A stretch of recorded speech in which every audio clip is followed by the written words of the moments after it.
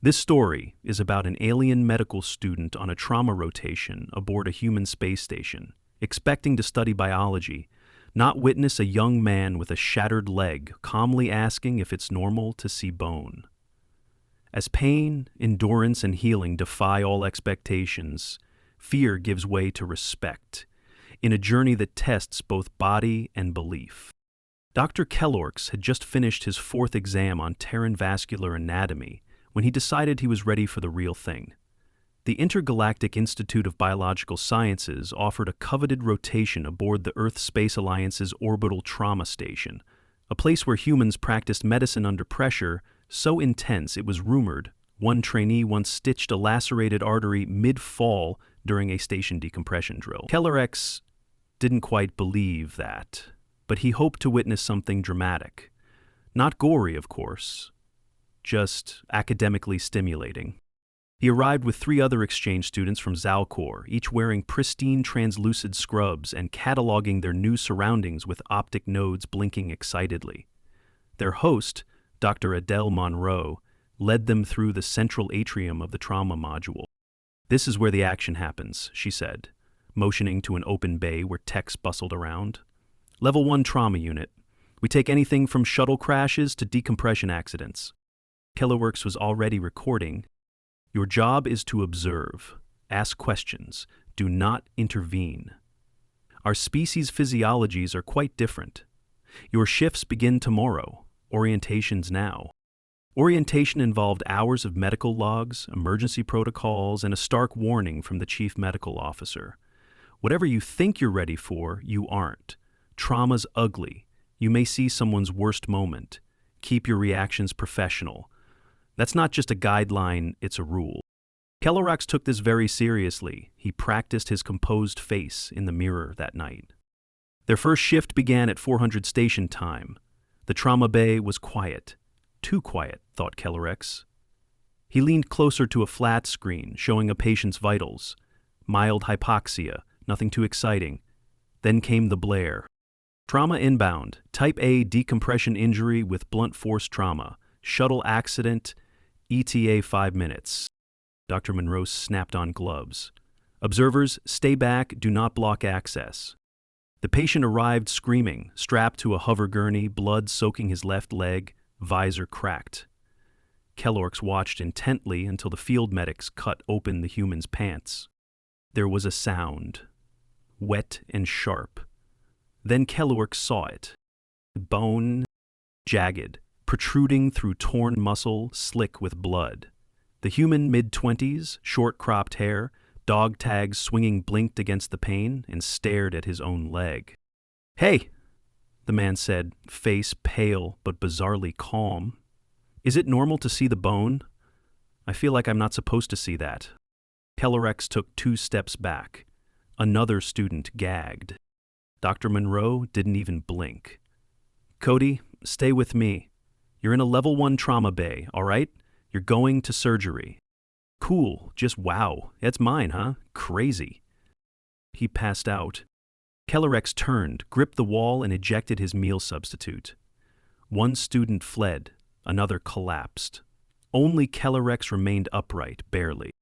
Dr. Monroe's voice came through muffled haze. "If any of you need to leave, now's the time." 2 did. Gone before Cody even reached the surgical suite. Later, Kellorks sat in the observation room. Dr. Monroe approached him quietly. "First time seeing compound fracture?" He nodded. "Better now or when you're alone in a remote outpost with no help?" "I didn't expect him to ask a question like that," Kellorks said softly. He looked at his own tissue. And he asked if it was normal. He was in shock. "It's not uncommon. Pain threshold's odd in humans." "Cody's lucky. That bone didn't sever the femoral artery. He's stable. He'll need surgery, plates, then rehab. Could be walking again in 3 months." Kellorks looked at her, stunned. 3 of us left Zalcor for this? Now I'm alone?" She handed him a bottle of water. "If you stay, you'll see worse. You'll also see some walk out of here you thought were done for. Think you can handle that?" He nodded slowly, not entirely sure. "Good. Next shift's in 6 hours. Go rest. And bring new pants. Kellerex exhaled for the first time in minutes. He wasn't sure if what he'd seen was bravery, madness, or something deeply Terran. Maybe all three.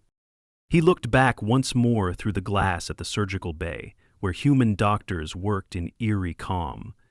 Kellerex wondered not for the first time how a species so fragile could be so infuriatingly unbreakable. He'd stay.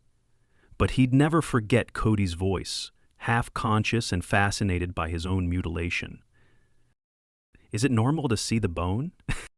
Cody woke up 12 hours later in post-op, his legs stiff under a molded brace that ran from thigh to ankle. The room was dimmed, and only a soft hum from a diagnostic scanner broke the silence. He groaned. "Pain scale?" a nurse asked without looking up from her tablet.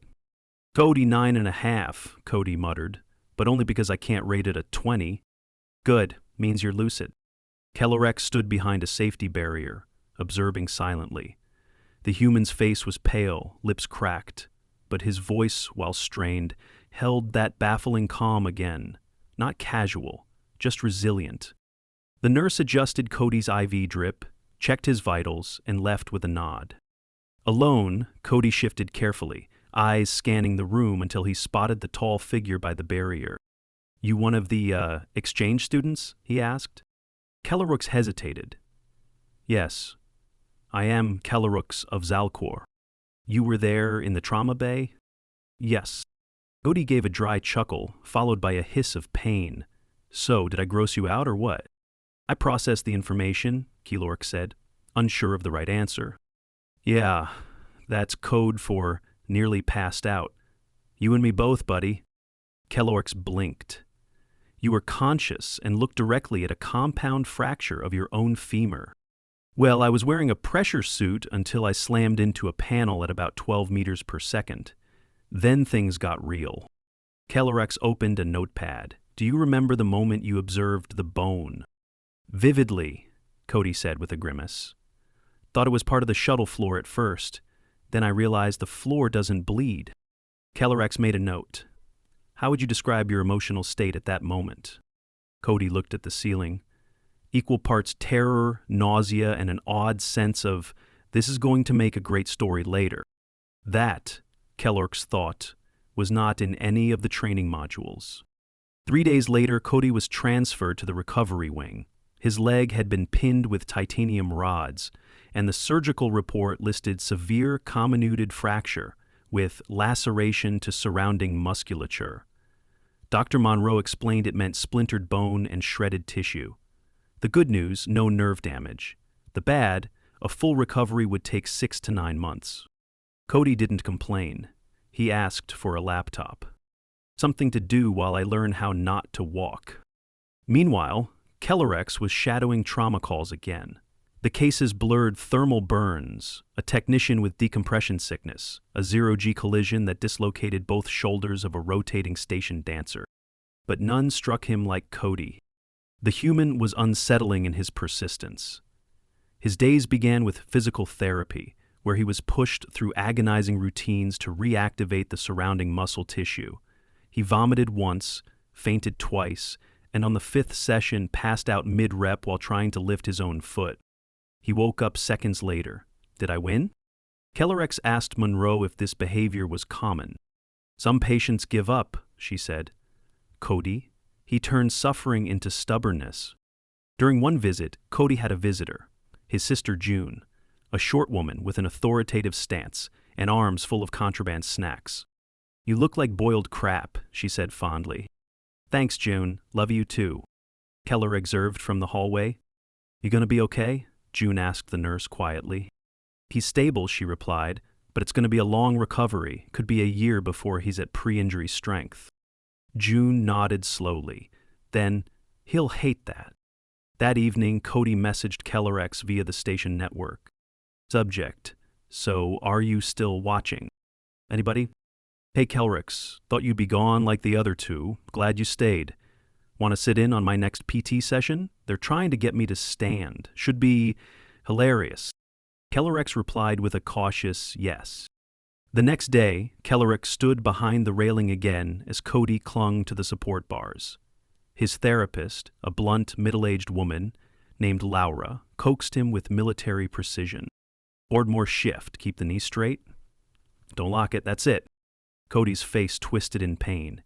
"It's like standing on a bag of broken pool cues." "Keep going." He did. 4 steps, collapsed, cursed. Laura smiled. "Better than yesterday." Cody caught Kellerick's eye and gave a shaky thumbs up. After the session, Kellerick approached. "You deliberately placed pressure on an unstable joint." "I know," Cody groaned, "but it worked." "You may have worsened the trauma." "Maybe. But I needed to see if it could hold me." Kellerick struggled to understand. "Why?" Cody looked at his leg. "Because no one's going to carry me forever." That night, Kellerick reviewed every Terran case study involving severe trauma and long-term rehabilitation. None captured what he'd seen. They described pain thresholds, nerve regeneration, infection risks. But not that raw determination, not that ridiculous courage to move forward on a mangled leg just to prove you still had control over it. Kellerick didn't sleep.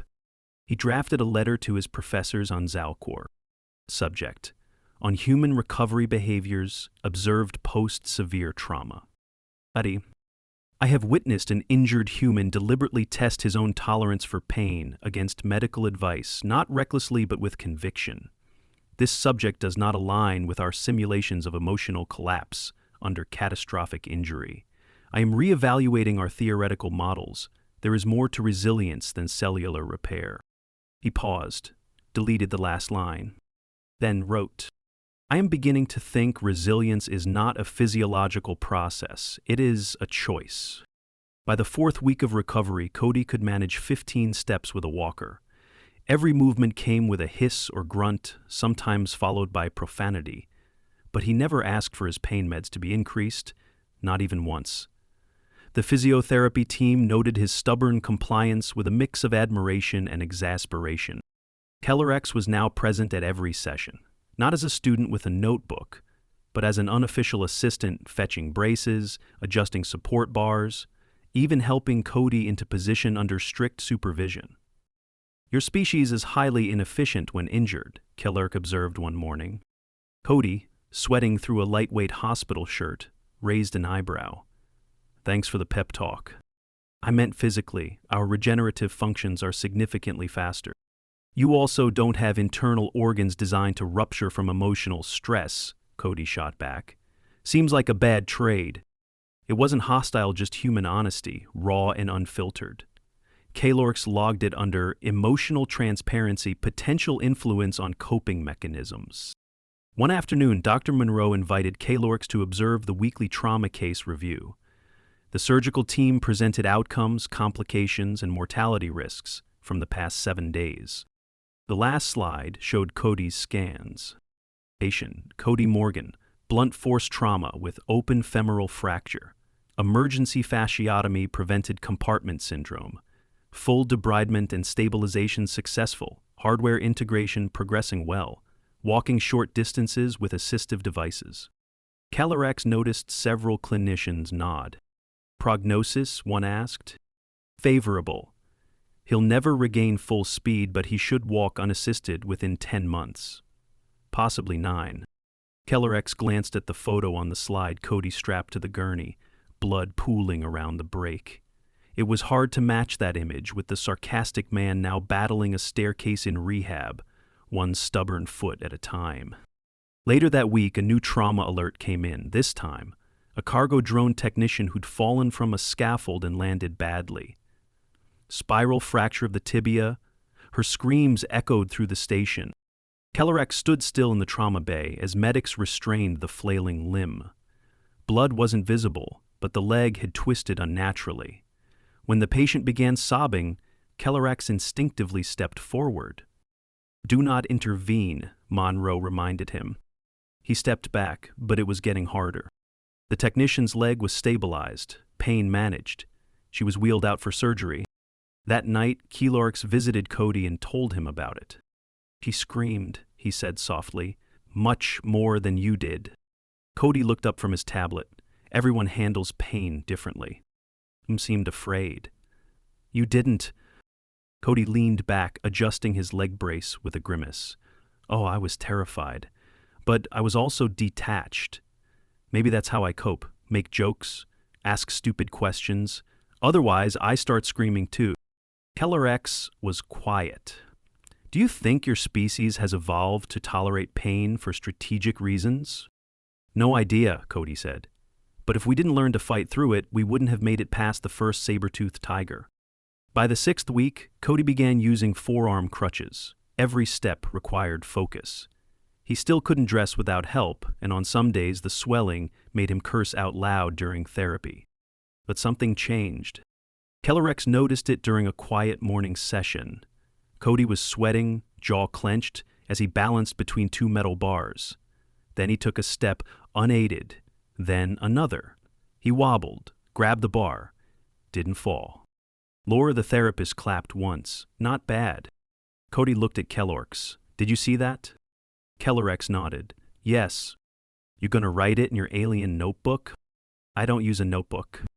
Sure. Just promise me when you publish your alien memoir, make me sound cooler than I am. You are sufficiently cool, Kellerwork said slowly. Cody laughed and nearly tipped over. One evening, while reviewing anatomy holograms in the med bay, Keeler X received a message from Dr. Monroe. Subject, volunteer opportunity. Study. Cody Morgan has been approved for mobility retraining in lower gravity. He's asked for a familiar observer during his 0G treadmill sessions. You interested? Keller X responded immediately. The next day, the 0G rehab room was lit with bright white panels. Cody floated gently, legs restrained by magnetic boots on the treadmill. He took slow, methodical steps under the reduced load. It's like walking on foam, he said, if foam hated you. Laura adjusted the settings. This will reduce impact strain and help retrain your gait without stressing the fracture site. Keller X stood near the window, watching. Cody grunted through a few more steps, then stopped. He looked toward Kellorx, face slightly flushed from exertion. Hey, he said suddenly, do your people ever wonder why we don't give up? Keller X was caught off guard. Frequently. Cody laughed. Yeah, I don't blame you. Pain sucks. Rehab sucks more. But I guess if I can keep walking, then I'm not beaten yet. That night, Kellorx added one more line to his private report. Humans view recovery not as a return to baseline, but as an act of resistance. As he closed the terminal, he received another message, this time from June. Subject, thanks. Buddy. Cody told me about you. Said you're the only alien who didn't bail. Said you show up. I don't know what your deal is, but thanks for sticking around. He's gonna be okay. Not the same, but okay. Keller X didn't reply right away. He sat quietly, staring out the observation window into the spinning stars. Something felt different now. He wasn't just observing biology. He was witnessing what biology couldn't explain. 3 months after the accident, Cody walked into the trauma station's cafeteria with a cane in one hand and a tray in the other. He moved with a limp and a soft wince when pivoting, but he moved unsupported, unsupervised, and fully upright. The room, packed with med staff and students, paused for a second. Then a smattering of claps broke out. Cody groaned. Don't do that. You'll make me trip. Keller X stood by the hydration unit, eyes wide. He'd seen Cody push through hydrotherapy, endure nerve stimulation sessions, and spend an entire week relearning how to walk on angled surfaces. But seeing him now out of clinical gear, standing in line for synthetic coffee, felt strange, like watching a documentary subject step out of the screen. Later, they met in the garden dome. Cody sat on a bench, legs stretched out in front of him. Feels weird, he said, being upright again. You appear upgraded, Kalork said carefully. Cody chuckled. Yeah, titanium will do that. I still set off 3 proximity alarms a day. Kellerek sat beside him, his long limbs folding carefully. Why did you want to recover here, he asked. Cody looked out at the artificial tree canopy. Because if I'd gone home, I would have stayed in bed too long, Too easy to quit when you're not surrounded by people who expect you to fight. You think pressure helps? Sometimes. Sometimes it breaks you. But here, it kept me from slipping into self-pity. Everyone here's been through something. Telerex nodded slowly. They sat in silence for a while. A small avian drone buzzed overhead, scattering pollen for the orchids. Cody shifted. Remember when I asked if it was normal to see bone? Yes, Killark said without hesitation. You startled us. Cody grinned. I wasn't trying to be funny. I genuinely thought I hallucinated it. 3 students dropped out because of that moment, Killark said. 1 vomited into a med printer. Impressive. Glad I could contribute to interspecies trauma. You also changed my understanding of your kind. Cody's face softened. Yeah? I used to think biological limits defined capacity, Killark said. Then I watched you choose to walk again through agony. It made no clinical sense, but it worked. Cody nodded slowly. We don't make sense. It's kind of our thing. Weeks passed. Cody's strength improved. The cane became a prop more than a necessity. He joined station maintenance part-time, handling system diagnostics seated at a console. Not physical work, but purposeful. Kellerax's exchange period neared its end. He was preparing a final report to present before the council on Zalcor. It would include data, comparative recovery charts, and a deeply unconventional thesis. Pain tolerance and psychological willpower as a unified human response mechanism post-severe trauma. The morning of his departure, Kellerwork stopped by Cody's rehab zone one last time. Cody was on the treadmill again, now at a light jog. The brace was gone. Only the residual limp remained. You look almost normal, Kellerick said. I feel like a sock full of gravel, Cody replied, wiping sweat from his brow. But I'm alive. I wanted to thank you, Kellork said. Cody stepped off the treadmill, breathing hard. For what? For proving that resilience is not a theoretical model. Cody nodded. And you didn't run. That counts for something. They shook hands. When you go back to Zalcor, Cody said, tell them the truth, that we're fragile, messy, loud. But when it counts, we get back up. I will. Cody looked away for a second, then added, I'll probably be back on a spacewalk team next year, slower this time. You will tell me if you re-break the femur? I'll send you a photo. Maybe ask if it's normal again. They laughed. Kellerix left that afternoon. On the shuttle, he carried with him a sealed container Cody's discarded leg brace, offered as a field specimen. The Zalcoran committee would be confused by it, but he didn't care. Back on Zalcor, Kellork stood before the academic council and presented his findings. He described bone density, muscle trauma, nerve pathways. But what drew attention, what silenced the chamber, was his final slide. It showed a man standing alone with a cane on a treadmill, mid-stride. Below it, he'd written, he asked if it was normal to see the bone. Then he learned to walk again. There were no questions. Kellerek stepped down, the murmur of astonishment behind him. For the first time in his academic life, he felt he hadn't just studied medicine. He had witnessed the art of survival.